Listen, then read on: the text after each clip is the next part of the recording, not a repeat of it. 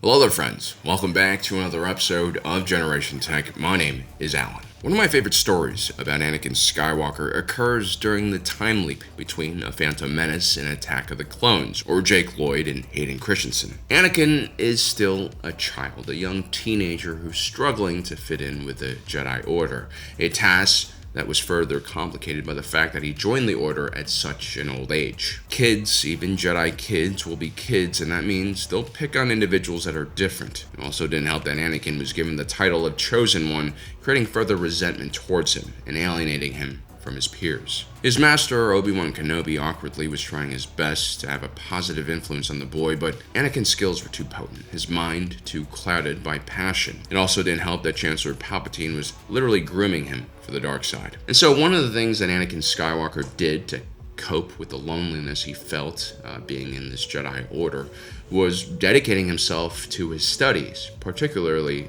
lightsaber combat. And of course, battling remotes wasn't enough for this young, passionate Jedi. Anakin was always quite a tinkerer, having built C-3PO from scratch at the age of 9. And now as a Jedi, he would use those skills to create a combat droid for him to spar with. A droid that took the shape of Darth Maul, the Sith assassin who killed the Jedi Master who risked it all to bring him into the Order. Now, some of the Jedi Masters who witnessed Anakin's sparring sessions were quite stunned by what they saw, but it wasn't the combat droids that bothered them, nor was it Anakin's tenacity. Instead, it was just the form of a Sith Lord that frightened them. And this is really key to the argument or observation I want to make today, that the Jedi were always too focused on the boogeymen that the Sith were to understand that they were destroying their own order, trying to defeat this Phantom Menace. When Darth Sidious and Darth Plagueis orchestrated the final piece of the grand plan to destroy the Jedi, they intimately understood how the Jedi thought and operated. This is the complete opposite of how the Jedi approached the Sith. Not only did the Jedi ban all material in their library on the Sith,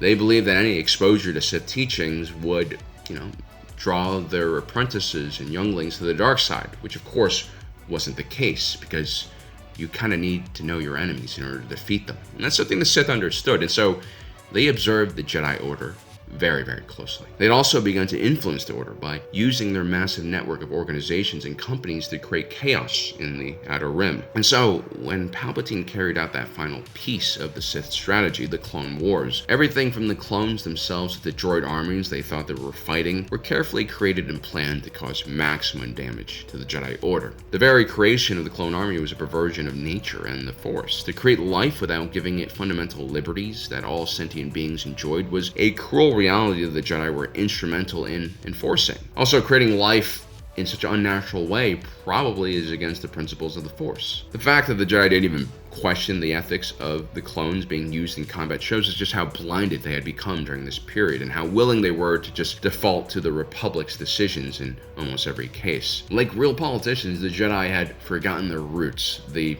reason why they got into politics in the first place. They became realists in a way. They started making compromises in order to function within the Republic's political system, which is realistically what every politician has to do in order to actually do their job. Our fleet can be there within the hour. So that's it? You're going to abandon Bo-Katan and her people? The Jedi weren't supposed to be politicians, but as soldiers and more importantly commanders in the GAR, they had the power to make decisions that the Jedi were never really supposed to make. They weren't even supposed to be a part of any power structure, really. I mean, if you really look at the Jedi Order's teachings, these guys in an ideal situation should have just been meditating in the mountains or in the forest or in the desert, completely isolated from the rest of the galaxy so that they can actually contemplate what the Force means. And this is where the Jedi do their best work. I mean, you got Obi-Wan Kenobi on Tatooine, Yoda on Dagobah, Qui-Gon Jinn in the Taken series. But as commanders in the Grand Army of the Republic, the Sith had them exactly where they wanted them. Too focused on the monumental task of keeping their men healthy and alive as much as possible, meanwhile chasing whatever military goals that the High Command passes down to them. This is a full-time job, leaving very little room for contemplation. And given the Jedi Order's top-down hierarchy, where the lower members of the Order are not really meant to think for themselves, this creates some big problems. And even though there were Qui-Gon Jinns who kind of stuck out, they were far less common than the Mace Windus and Luminara and Dualies, which is what makes the Jedi perfect collaborators or cannon fodder. Now, from an economic point of view, it makes sense that the Separatist Alliance would use a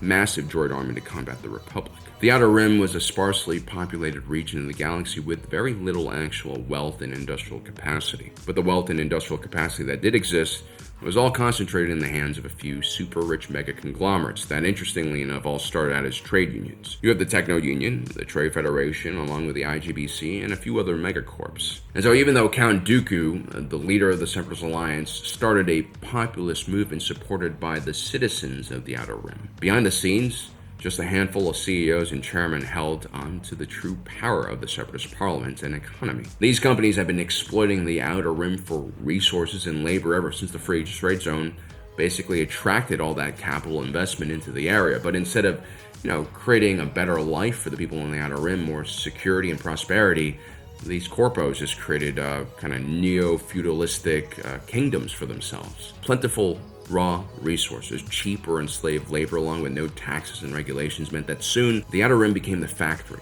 of the entire galaxy. Just like when globalization in our own world shifted industry from developed countries to developing countries. The core regions of the galaxy, like the developed nations in our own world, started complaining about the unfair practices of the Outer Rim. Thus began the effort by the Galactic Senate to remove the Free Trade Zone status from the Outer Rim. And the Republic's attempts to do this are the real cause of the Clone Wars, or the Galactic Civil War, which is what it really was. And so it makes sense that it wouldn't be separatist citizens fighting on the front lines here, but legions upon legions of corporate droids made in the very factories that caused this crisis in the first place. But if you're a Sith, and you're trying to destroy the Jedi by dragging them deeper and deeper into the terrifying jungle and heart of darkness that is conventional warfare, what better way to make sure that the Jedi hold steady on the path of war than having them fight disposable battle droids? Think about it. It's a brilliant move by Palpatine. A dumb Sith Lord would think, no, let's corrupt the Jedi by sending waves and waves of living beings for them to kill. Imagine when Kit Fisto leads his clone troopers against the Core Isolationist League on Mon Cala. Instead of fighting a bunch of Aqua droids, the majority of the combatants he kills are actually Corns. I don't care how lost or blinded the Jedi might seem, but returning to your quarters after a battle covered in sashimi and cuttlefish is gonna your day up and make you rethink your life choices, which is not what the Sith wanted. But cutting through waves of droids and getting covered in oil and grease, on the other hand, while tiring, does not weigh heavily on the consciousness. If anything, this allows the Jedi to fully use their capabilities to their, max potential, and also treat war almost like a game. I mean, throwing your lightsaber at a row of, separatist planetary defense fighters and decapitating all their heads will give you nightmares. But when you do that to a bunch of B-1 battle droids, it's like hitting a fadeaway three-pointer. If your Padawan isn't giving you a high five after something like that, you should probably reassign them to the agricultural corps so they can, spend the rest of the war communing with force-sensitive plants. But yeah, killing droids is completely different from killing living beings, and that's because a Force user is basically an empath, whether they want it to be or not. I mean, the lightsaber in many ways was a conduit of a Jedi's Force abilities and connection. This means every time a Jedi cut someone, they had an intimate connection to the sensation of burning flesh. And so killing a living being with a lightsaber is designed to be horrific by nature. It actually helps both sides of the Force. For the Sith, it fueled their bloodlust and also made them more powerful in combat with each kill. And for the Jedi, it actually tempered their actions, which also usually led to them using more non-lethal options like Force push or disarm or dismemberment. The droids don't have a presence in the Force at all. And in many ways, they weren't all that different from the training remotes and training droids that the Jedi have honed their skills on for generations. And so fighting these droids really gamified the war for the Jedi, which is a big problem. You gotta take war seriously. Fine. 55. That's my count. And you? 60. Looks like I won. Yeah, but I called in the airstrike. Tie. You're impossible. And it wasn't just the two most hot-headed Jedi falling into this trap of treating this war like a game. Even polygamous potato Jedi, got in on the action. 65, Skywalker. Sorry? My total, 65. So what do I win? My everlasting respect, Master Mundi. I know Ki-Adi-Mundi is trying to teach Anakin a lesson here, but he still kept count in his head, and plus, he ordered his troops to do this. We're almost through! Bring in the flamethrowers! I mean, I totally can picture Ki-Adi-Mundi returning home from the war to his 12 poorly taken care of children who probably depend on the Cerulean welfare state, and hearing their little voices ask, "Papa, what did you do during the war?"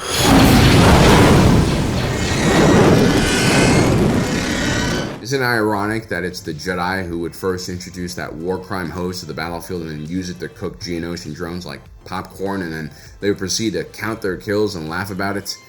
That's exactly what the Sith wanted. The more fun war becomes for the Jedi, the harder it becomes for them to discern reality from fiction and to take this whole thing seriously. Counting your fallen droid enemies isn't going to lead to the dark side as quick as, let's say, counting how many human rebels or Twi'lek rebels you killed. And so this would cause a much less detectable, gradual shift in the culture of the Jedi, which makes them increasingly comfortable with the realities of war, and thus making them less Jedi-like and more compromised. I mean, think about it, if the Battle of Geonosis was just against Geonosian drones, a lot of these Jedi would probably have PTSD after the battle, far worse than they already have. I mean, even if the Geonosians were soulless hive mind aliens, cutting down tens of thousands of them in an open battlefield probably would have made Yoda and the High Council put a pause on the Jedi's participation in the war. I mean, I can imagine just the cleaning bill for the robes alone would be devastating. Unless you're Ki-Adi-Mundi, of course.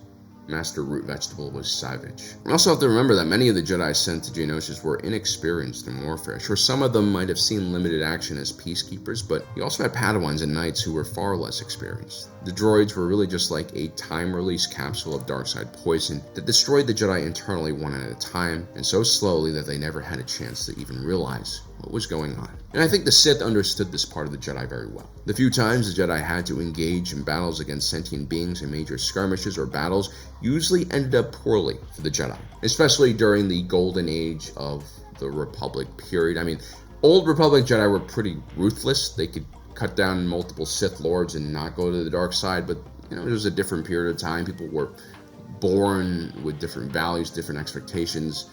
The Golden Age Jedi, on the other hand, were pampered. They didn't see a Sith for 1,000 years. They didn't really fight a war for 1,000 years. And so in Legends, you have the Battle of Galadron, where Count Dooku and several Jedi are tricked into fighting the true Mandalorians. This was a horrific battle between two groups of warriors that really never should have fought each other, and this left the Jedi victorious but bloodied and suffering from a horrible existential crisis. In Legends, the unnecessary bloodshed of the event was the catalyst for Dooku's turn to the dark side. We can also take a look at the Battle of Jabim, where the Jedi were completely pushed to the brink of their abilities. In this case, they were mainly fighting droids, although Alto Stratus's Nimbus commandos would be in the vanguard of the attack. It's a lot of rain cloud references in this faction. The desperation of the fight led to several members of the Jedi Padawan pack on Jabim falling to the dark side, and they would all perish as a result, but this is the truth of combat in life or death situations. I don't care how powerful you are, how many force abilities you have, beneath that layer of superhero skills is just an ordinary person. And with the Jedi, Order specifically, a lot of these people were children, kids. We can talk about the Jedi Code until we're blue in the face, especially while in the safe confines of the Jedi Temple on Coruscant. But on the battlefield, just like how every soldier in a foxhole becomes religious, every Jedi when facing death will lean towards the dark side in order to save themselves. That's just what sentient beings do. And that's because Force Lightning, Force Choke, Lightsaber Throw, all of the most awesome and powerful attacks are considered dark side oriented. Because dark side Force users are not afraid of using the Force to directly attack and assault their enemies.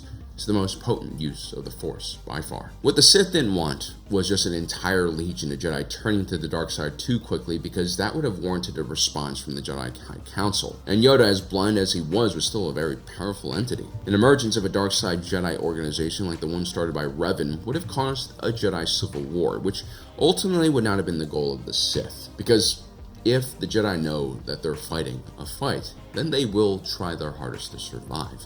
And in a Jedi civil war, that's exactly what would happen. A faction of Jedi would still make it out alive, most likely. What the Sith really wanted was the complete destruction of the Order in one fell swoop. Lulled into a false sense of security by the Separatist droid army and the excitement and lack of ethical concerns needed to fight them, the Jedi never saw the Executioner's axe hovering over their heads until it was too late. And thanks to this brilliant idea of turning the entire battlefield of the Clone Wars into a glorified training exercise with really good special effects, well, that's how Palpatine played the Jedi.